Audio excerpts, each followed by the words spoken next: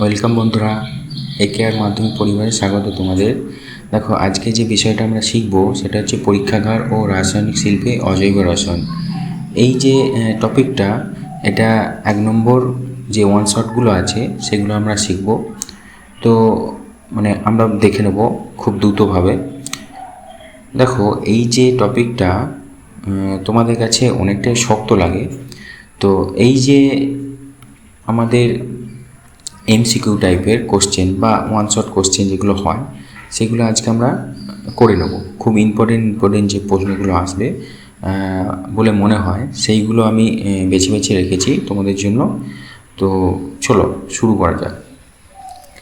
দেখো, কোনটি জলীয় দ্রবণে H2S চালনা করলে কালো পদক্ষেপ পড়ে না? দেখো, এটা কোনটা পদক্ষেপ পড়ে না? তো সাধারণত মনে রাখবে যে এই যে ZnSO4, এটা হচ্ছে 4 হবে। তো ZnSO4 এর সাথে যদি H2S চালনা করা হয় এ কিন্তু কালো পদক্ষেপ ফেলবে না, এই জেডেনটা বিক্রিয়া হবে না। ঠিক আছে, দেখো দুয়েরটা, যে গ্যাসীয় নেসলার বিকারক ব্যবহার করে শনাক্ত করা হয়, যে গ্যাসটিকে নেসলার বিকারক হিসাবে শনাক্ত করার জন্য নেসলার বিকারক ব্যবহার করা হয় কোনটা? দেখো, এটা ব্যবহার করা হয় NH3। ঠিক আছে, তো দেখো নেসলার বিকারক দিয়ে আমরা NH3কে কী করি, শনাক্ত করি। দেখো, এখানে আমরা সাধারণত দেখো গ্যাসের পরীক্ষাগার প্রস্তুতি N2 গ্যাসের পরীক্ষাগার প্রস্তুতির জন্য নিচে কোন যৌগ দুটির মিশ্র জলীয় দ্রবণ ব্যবহার করা হয়? কোনটা ব্যবহার করা হয়? আমরা যদি দেখি যে NaNO2 আর কি হয়, আর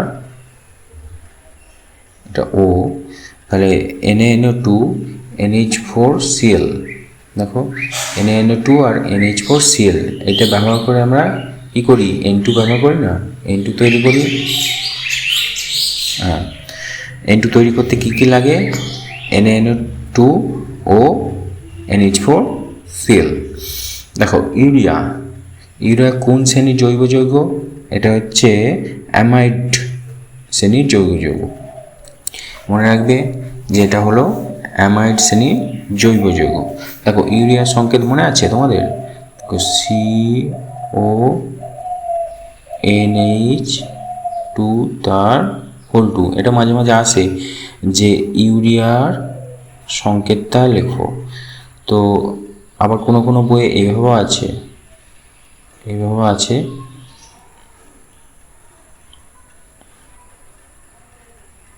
হ্যাঁ এইভাবেও আছে, তো সেটাও দেখে নেবে তোমরা।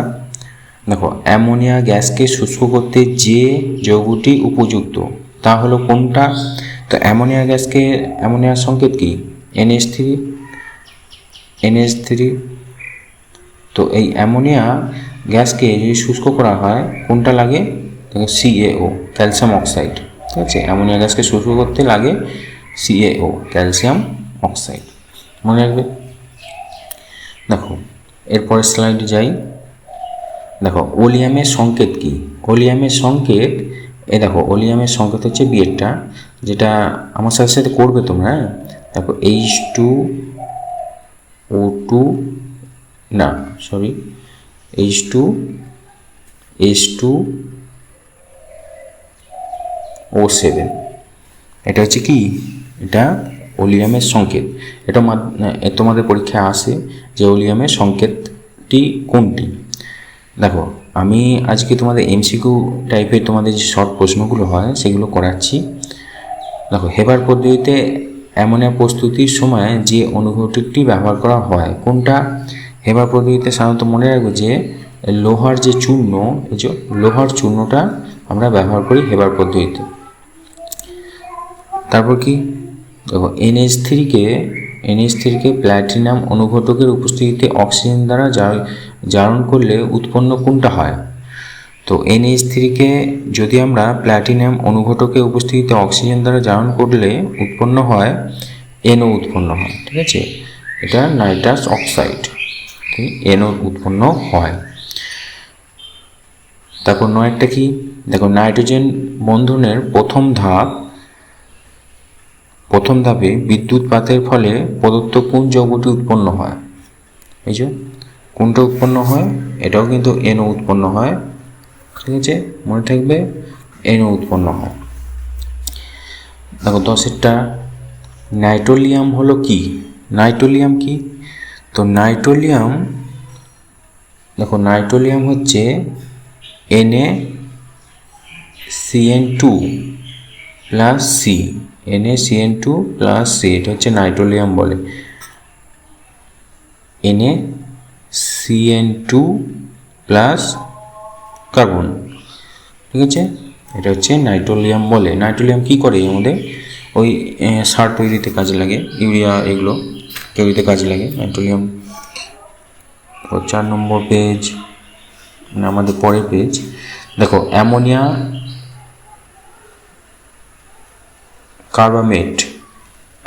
কার্বামেটকে উত্তপ্ত করলে কি হবে? এই যে অ্যামোনিয়া কার্বামেটকে উত্তপ্ত করলে কি তৈরি হবে? এটা হচ্ছে ইউরিয়া তৈরি হবে, যে ইউরিয়া।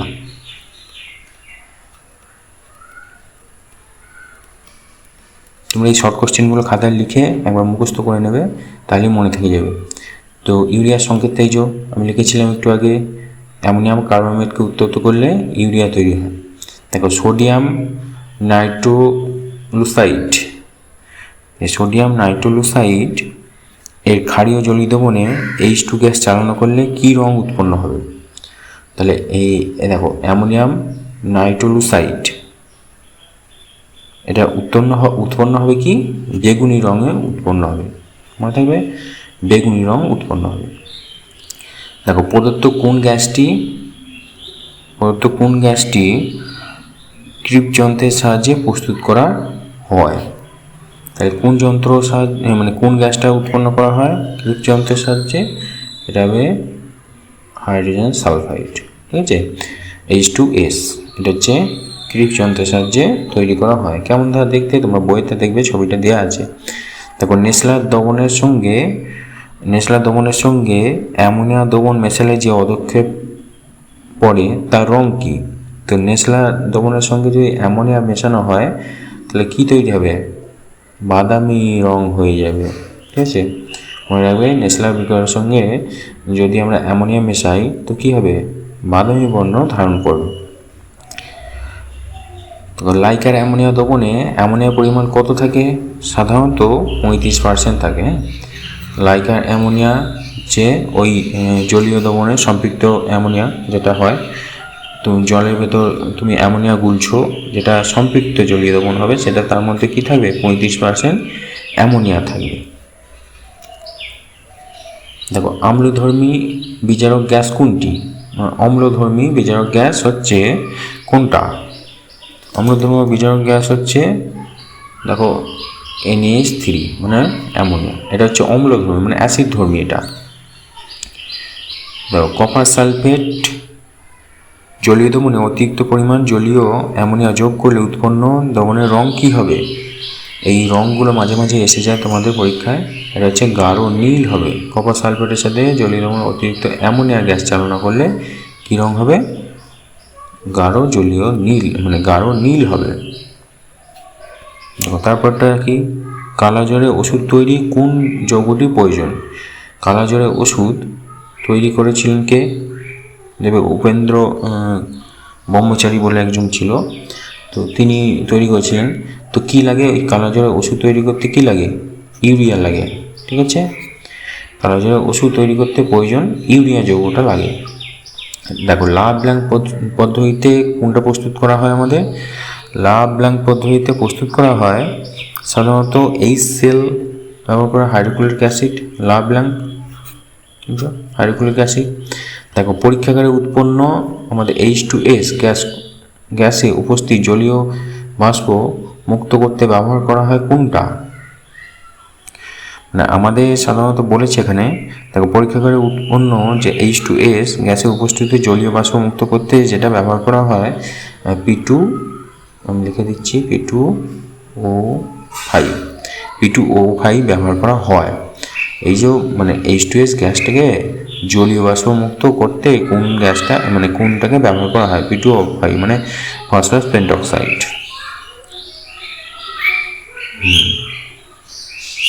তারপর দেখো যে অয়েল অফ ভিট্রিয়ল নামে পরিচিত কোনটা? অয়েল অফ ভিট্রিয়ল নামে পরিচিত আমাদের সাধারণত যে গ্যাসটা আমরা অ্যাসিডের রাজা বলি সেটা, তার মানে H2S মানে হাইড্রোক্লোরিক অ্যাসিড। মনে থাকবে। দেখো কোন গ্যাস লেড নাইট্রেট দ্রবণে চালনা করলে কালো অধক্ষে পাওয়া যায়? H2S গ্যাস, তাই না? Hydrogen sulphide gas lead nitrate দ্রবণে চালনা করলে কী হবে? H2S মানে হাইড্রোজেন সালফাইড গ্যাস পাবো আমরা। জলের নিম্ন অপসারণের সাহায্যে সংগ্রহ করা হয় কোন গ্যাসটা? জলের নিম্ন অপসারণ সঙ্গে মানে অপসারণ দ্বারা সংগ্রহ করা হয় নাইট্রোজেন গ্যাসকে। মনে রাখবে নিম্ন অপসারণ, এটা হচ্ছে জলের নিম্ন অপসারণ। দেখো চোখের কর্নিয়া সংরক্ষণ করা হয় কোন গ্যাসে? আমরা সাধারণত নাইট্রোজেন গ্যাসে চোখের কর্নিয়া সংরক্ষণ করি। দেখো এইবার MCQ নয়, এমনি এসে কিউ যে প্রশ্নগুলো হয় সেইগুলো আমি নিয়েছি। দেখো ক্ষারীয় বায়ু কোন গ্যাসকে বলা হয়? ক্ষারীয় বায়ু বলা হচ্ছে অ্যামোনিয়া গ্যাসকে। মনে রাখবে ক্ষারীয় বায়ু বলা হচ্ছে অ্যামোনিয়া গ্যাসকে। এটা হচ্ছে দেখো আমাদের কি, তারপর দেখো পরীক্ষাগারে অ্যামোনিয়া গ্যাস সংগ্রহ করা হয় বায়ুর কি অপসারণ দ্বারা? এটা হচ্ছে বায়ুর নিম্ন অপসারণ দ্বারা। মনে রাখবে বায়ুর নিম্ন অপসারণ দ্বারা অ্যামোনিয়া গ্যাসকে সংরক্ষণ করা হয়। দেখো অ্যামোনিয়া শুষ্ক করতে কোন রাসায়নিক পদার্থ ব্যবহার করা হয়? এটা পড়াছুন তো ওই CaO, ঠিক আছে। দেখো তারপর কি অনার্দ্র CaCl2 হবে এখানটা।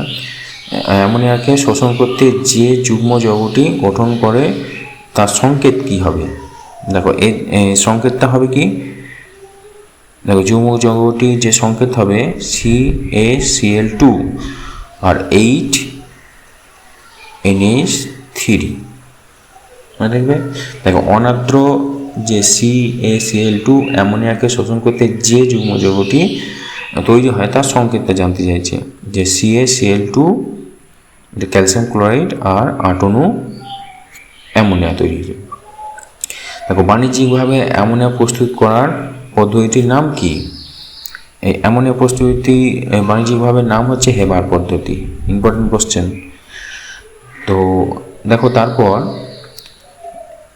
ম্যাগনেসিয়াম নাইট্রাইট ও জলের বিক্রিয়ায় কোন গ্যাস উৎপন্ন হয়? ম্যাগনেসিয়াম নাইট্রাইট আর জলের বিক্রিয়া উৎপন্ন হবে অ্যামোনিয়াম মানে অ্যামোনিয়া তৈরি হবে। দেখো ফোয়ারা পরীক্ষার দ্বারা অ্যামোনিয়া কোন কোন ধর্ম প্রমাণিত হয়?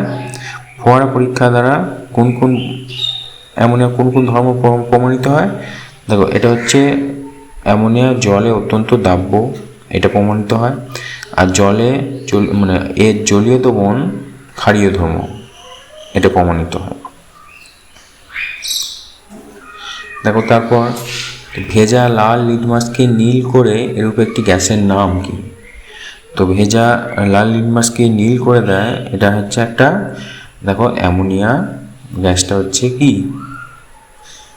NH3। তো এ কী করে লালকে নীল করে দেয়, তার মানে এটা হচ্ছে ক্ষার। দেখো অ্যালুমিনিয়াম ক্লোরাইড জলীয় দ্রবণে অ্যামোনিয়া জলীয় দ্রবণ যোগ করলে, তো অ্যামোনিয়াম ক্লোরাইডে জলীয় দ্রবণে অ্যামোনিয়া গ্যাস বা জলীয় দ্রবণ যোগ করলে যে অধক্ষেপ পড়ে তার সংকেতটা কী হবে? তো এর সংকেত হবে দেখো Al(O)3, কারণ এটা হচ্ছে অ্যালুমিনিয়ামের যোজ্যতা কত 3, তাই অ্যালুমিনিয়াম হাইড্রক্সাইড এইটা তৈরি হবে। দেখো নাইট্রোজেনের একটি যৌগের নাম লেখো যা হিমারক রূপে ব্যবহার করা হয়।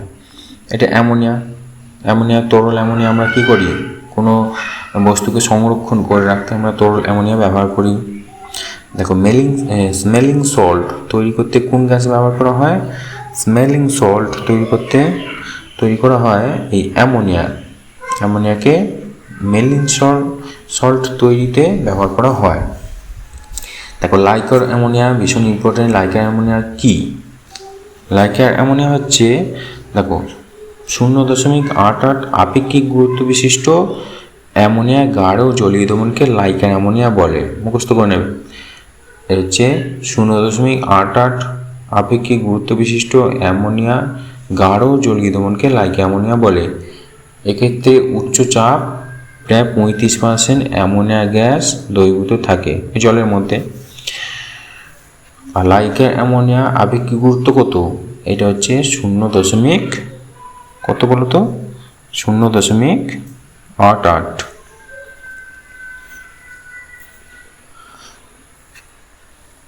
দেখো নাইট্রোজেন ঘটিত একটি জৈব সার ও সংকেত লেখো। নাইট্রোজেন ঘটিত একটি জৈব সার হচ্ছে ইউরিয়া। এর সংকেতটা আমি লিখে দিচ্ছি CONH2। এদিকেও দেখো NH2। এটা হচ্ছে অ্যামোনিয়া ইউরিয়ার সংকেত। দেখো ইউরিয়া উৎপাদনে দুটি পদার্থ ব্যবহার করা হয়, একটি অ্যামোনিয়া, অপরটি কি? দেখো ইউরিয়া উৎপাদনে দুটি পদার্থ ব্যবহার করা, একটা অ্যামোনিয়া, অপরটি হলো কি? অপরটা বলো তোমরা। Carbon dioxide. এটা মনে রাখবে। দেখো তরল অ্যামোনিয়া ও কার্বন ডাইঅক্সাইড থেকে কোন শর্তে ইউরিয়া উৎপন্ন করা হয়? তো এটা প্রায় 175 বায়ুমণ্ডলীয় চাপ, 170 থেকে 190 ডিগ্রি তাপমাত্রা তরল অ্যামোনিয়া ও কার্বন ডাইঅক্সাইড এই যোগ করলে উৎপন্ন হবে ইউরিয়া। তাহলে আরেকবার বলছি, দেখো তরল অ্যামোনিয়া ও কার্বন ডাইঅক্সাইড কোন শর্তে ইউরিয়া তৈরি করা হয়? তো প্রায় 175 বায়ুমণ্ডলীয় চাপ মানে ATM ও 170 থেকে 190 ডিগ্রি তাপমাত্রা তরল অ্যামোনিয়া ও কার্বন ডাইঅক্সাইড যদি যোগ করা হয় তাহলে আমরা কি পাবো? ইউরিয়া পাবো। ঠিক আছে।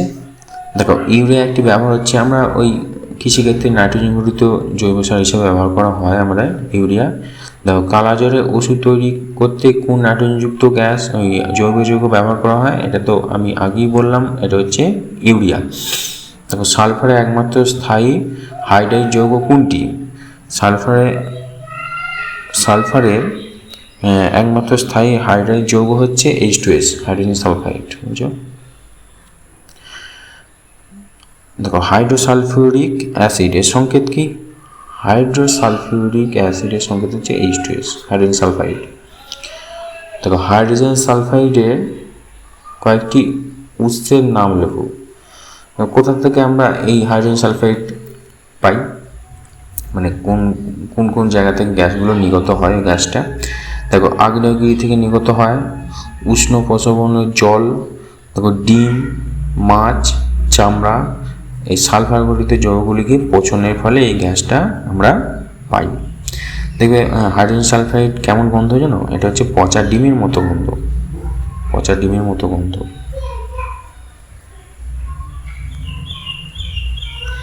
দেখো কোন যান্ত্রিক ব্যবস্থায় প্রয়োজন মতো হাইড্রোজেন সালফাইড গ্যাস পাওয়া যায়? এটা হচ্ছে কিফ যন্ত্র সাহায্যে আমরা হাইড্রোজেন সালফাইড উৎপন্ন করি। দেখো কিফ যন্ত্রে H2S প্রস্তুতিতে কি কি বিকারক লাগে? তো কিফ যন্ত্রে কি কি আমাদের দেখো ফেরাস সালফাইড আর একটা হচ্ছে লঘু সালফিউরিক অ্যাসিড, এই দুটো লাগে আমাদের H2S প্রস্তুতিতে। দেখো এখানে বিট নুন কোন গ্যাসের গন্ধ পাওয়া যায়? বিট নুনে হচ্ছে হাইড্রোজেন সালফাইড গ্যাসে গন্ধ পাওয়া যায়। ঠিক আছে। দেখো হাইড্রোজেন সালফাইডের গন্ধ কীরূপ? পচা ডিমের মতো। আমি আগেই বললাম পচা ডিমের মতো। হাইড্রোজেন সালফাইড গ্যাস বায়ুর তুলনায় ভারী না হালকা? এটা প্রায় 1.2 গুণ ভারী। হাইড্রোজেন সালফাইড বায়ুর তুলনায় 1.2 গুণ ভারী। দেখো H2S পূর্ণ গ্যাস জারে জ্বলন্ত পাটকাঠি প্রবেশ করালে গ্যাসটি কোন বর্ণের শিখা দেখায়? তো এটা হচ্ছে নীল বর্ণের শিখা দেখায়। মনে রাখবে নীল বর্ণের শিখা দেখায়। আম্লিক পটাশিয়াম ক্রোমাইড জলীয় দ্রবণে H2S গ্যাস চালনা করলে কি উৎপন্ন হবে? এটা হবে ওই দ্রবণ সবুজ হয়ে যাবে। তারপর লেড নাইট্রেট জলীয় দ্রবণে H2S গ্যাস চালনা করলে যে কালো রঙের পদক্ষেপ পড়ে তার সংকেত কী? এটা লেড নাইট্রেটের জলীয় দ্রবণে যদি আমরা H2S গ্যাস চালনা করি তাহলে তৈরি হবে কি PbS, কালো পদক্ষেপ পড়বে PbS। তো সাধারণত এরপর কি আছে দেখো, H2S গ্যাসকে AgNO3 দ্রবণে পাঠালে কি বর্ণের পদক্ষেপ সৃষ্টি হয় এবং পদক্ষেপটির সংকেত লেখো। এরকমই প্রশ্ন আরেকটা আসে, দেখো সিলভার নাইট্রেট জলীয় দ্রবণে H2S গ্যাস চালনা করলে যে পদক্ষেপটি পড়ে তার সংকেতটা লেখো। এই সংকেতটা কি হবে? এটা হচ্ছে কালো বর্ণের পদক্ষেপ পড়ে, এর সংকেত হচ্ছে Ag2S। Ag2S। দেখো নিকেল বা সিলভার ধাতু নির্মাণ জিনিস ধীরে ধীরে কালো হয়ে যায় কেন? Important question. যে বায়ুর উপস্থিতিতে দেখো H2S গ্যাস নিকেল বা সিলভার হচ্ছে ধাতু নির্মিত জিনিসগুলির সঙ্গে ধীরে ধীরে বিক্রিয়া করে জিনিসগুলো কী হবে, উপর সংশ্লিষ্ট ধাতব সালফাইডের রং কালো রঙের একটা আস্তরণ তৈরি করবে, ওর জন্যই সেটা কালো হয়ে যায়। দেখো H2S গ্যাসকে NOH যুক্ত সদ্য প্রস্তুত সোডিয়াম নাইট্রোক্সাইড জলীয় দ্রবণে চালনা করলে যে সংকেতটা উৎপন্ন হবে সেটা কি? এটা তৈরি হবে Na4 Fe CN5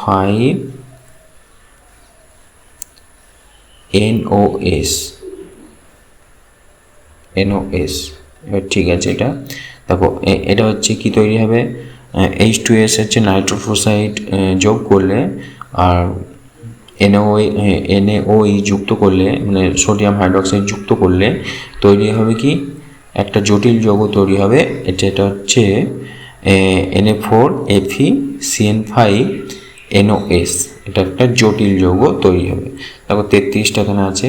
তো অ্যামোনিয়াম নাইট্রেটকে উত্তপ্ত করলে কোন গ্যাস উৎপন্ন হবে? নাইট্রোজেন গ্যাস উৎপন্ন, তাই না?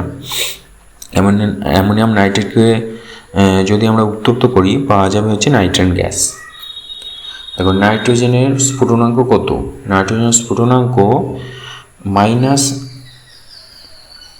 মাইনাস দেখো এখানে 195.8 ডিগ্রি সেন্টিগ্রেড। এটা আমাদের কি হয়? নাইট্রোজেনের স্ফুটনাঙ্ক। দেখো 35টা এখানে আছে। খাদ্য লবণের সঙ্গে গাঢ় H2SO4 বিক্রিয়া করলে কোন গ্যাস উৎপন্ন হবে? খাদ্য লবণের সঙ্গে যদি আমরা H2S গ্যাস মানে আমাদের বিক্রিয়া করে তাহলে কি তৈরি হবে? হাইড্রোক্লোরিক অ্যাসিড তৈরি হবে। হাইড্রোক্লোরিক অ্যাসিড গ্যাসে আর্দ্র বাতাসে সাদা ধোঁয়া সৃষ্টি হয় কেন? তাহলে HCl গ্যাস আর্দ্র বাতাসে সাদা ধোঁয়া সৃষ্টি হয় কারণ এটি জলীয় বাষ্পের সঙ্গে যুক্ত হয়ে অ্যাসিড ক্ষুদ্র কণা সৃষ্টি করে। অ্যাসিড একটি ক্ষুদ্র কণা সৃষ্টি করে, তাই সাদা ধোঁয়া হয়। দেখো অ্যাকুয়াফার্টিস এর সংকেত কি? অ্যাকুয়াফার্টিসের সংকেত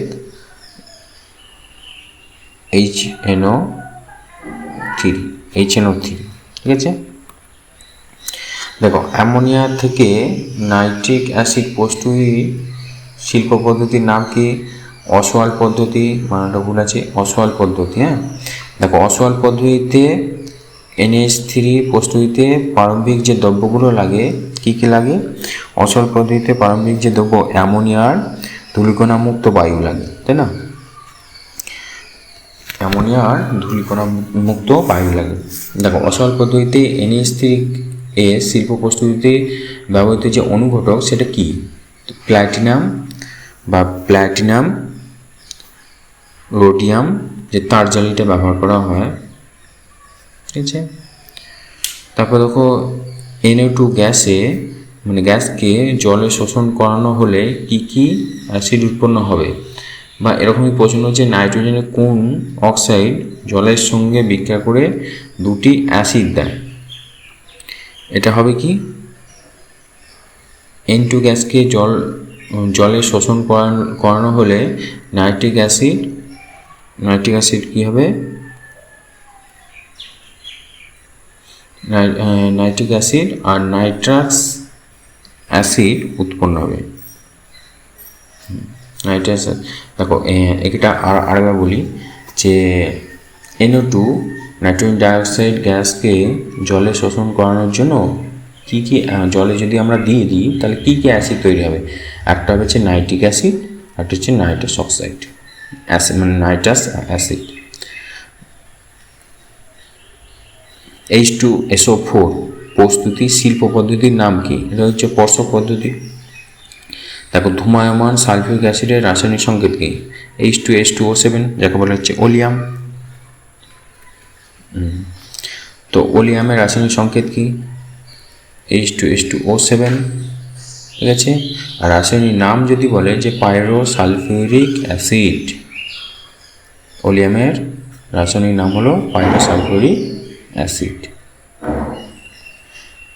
দেখো দেখো ওলিয়ামের একটি ব্যবহার বলেছে যে ওলিয়াম পরীক্ষাগারে বিকারক হিসেবে ব্যবহার করা হয়। এটা মনে রাখবে, ওলিয়াম পরীক্ষাগারে বিকারক হিসেবে ব্যবহার করা হয়।